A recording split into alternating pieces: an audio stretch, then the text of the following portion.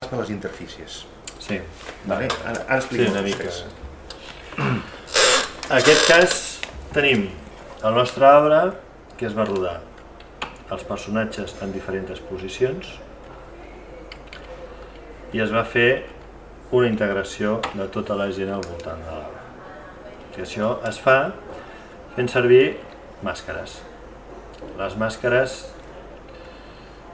són uns elements que ens permeten discriminar coses de la pantalla en funció del que necessitem. O sigui, en aquest cas serveix per integrar aquesta gent a sobre del nostre plànol. Quina diferència hi ha entre una màscara i un canal alfa? Canal alfa normalment ve integrat amb la pròpia imatge. Quan es fan coses en 3D o bé amb entorns gràfics, tipus Photoshop o Freehand, el resultat es treu la imatge amb un canal associat, que és la màscara d'això, que se li diu canal alfa. Quan el material no ve amb màscara associada, necessitem algun element per poder-lo separar. Pot ser fer-ho amb un croma, que és una selecció d'un color per fer el forat per tenir la transparència, o bé es pot fer manual. Quan ho fem manual ho fem servir una màscara, que la pintem en funció i amb la forma que necessitem per fer aquesta màscara. El resultat sempre és el mateix, és una imatge en blanc i negre, sigui el tret d'un croma, sigui fet amb una màscara o sigui un canal alfa, el resultat sempre és el mateix. El negre és transparent i el blanc és la pròpia imatge, és opac, i això ens serveix per integrar. La base de la postproducció de la integració és això, és anar posant coses a sobre de coses a través de màscares o canals alfa. És la base. I sempre treballem igual.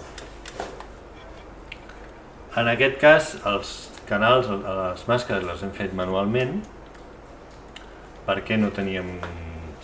Era un rodatge, estaven allà en el lloc i no teníem manera de fer saltar el croma. El resultat d'això és una integració que, a més, aquí sí que ja generem un canal alfa de la nostra integració, perquè ja ho estem generant tot, per poder treballar després elements per separat, tot aquest grup per separat del fons. Perquè en aquest cas l'encàrrec era que havia d'estar nevat. Havíem de tenir un ambient de Nadal amb neu. En aquest cas el que vam fer va ser una correcció de color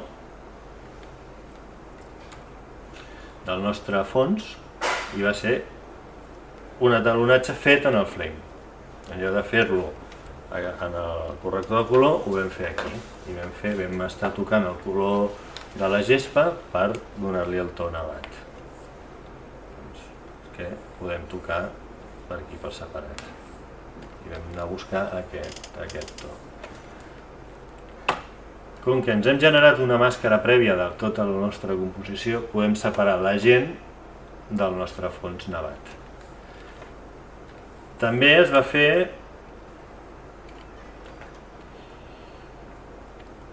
pintar una mica de neu per fer en els arbres.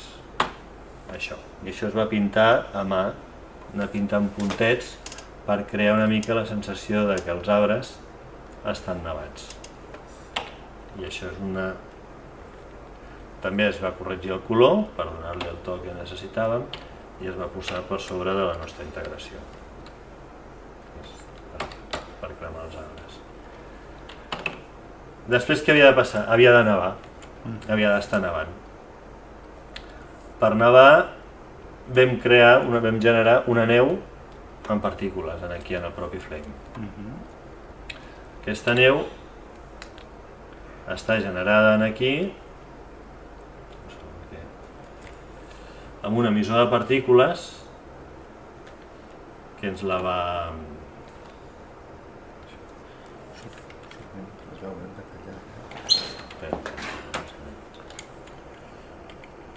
Doncs això són... Això són unes partícules generades aquí en el propi flame i manipulades perquè sembli que està nevant. I després aquestes partícules es van integrar sobre el fons que prèviament havíem treballat. I el resultat és aquest.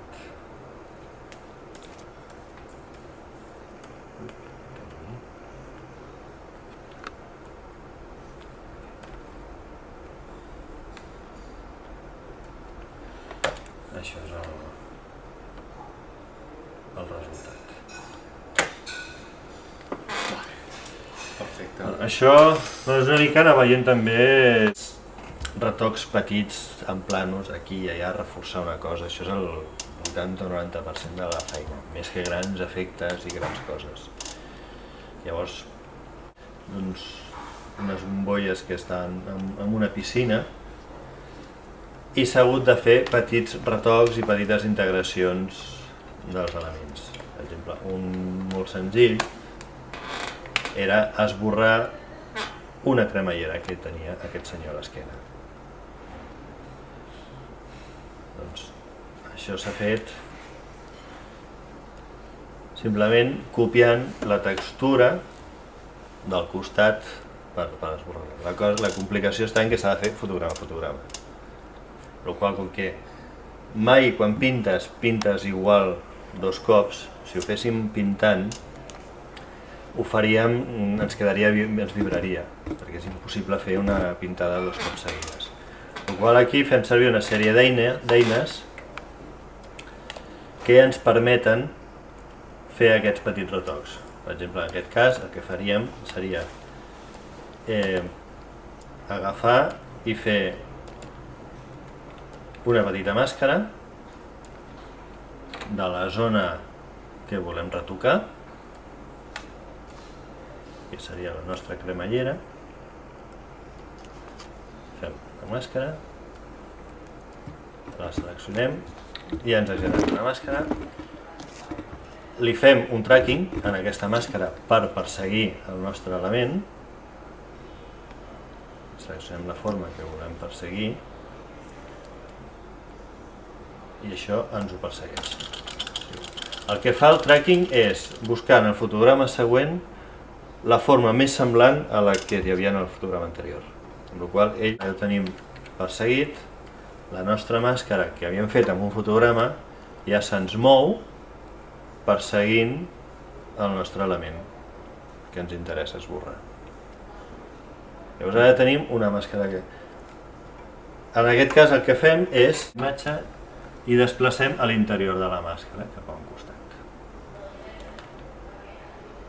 Desenfoquem una mica els cantos i ja tenim esborrada la nostra cremallera en tot el plano. I ens hem estalviat estar pintant fotograma a fotograma, que són coses que mai queden bé. Llavors aquí hem necessitat, per fer el tracking, per perseguir, hem hagut de fer una màscara i hem hagut de clonar textura. Es va rodar els nois en l'aigua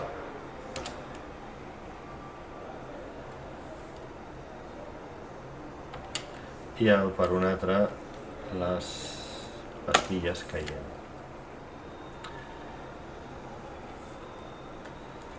En el plano aquest té la complicació de que hi ha transparències d'aigües amb les pastilles. Perseguint les pastilles, però aquesta màscara té unes transparències que ens permeten la integració amb les esquitxades d'aigua sobre els protagonistes. Perquè l'esquitxada sigui una mica transparent i poder integrar bé. Les nostres màscares són amb transparències, en aquest cas. Si no ens ho taparien i llavors aquí tindríem que no hi hauria res, només hi hauria l'aigua de l'esquitxada. Hi hauria això, d'aquesta manera.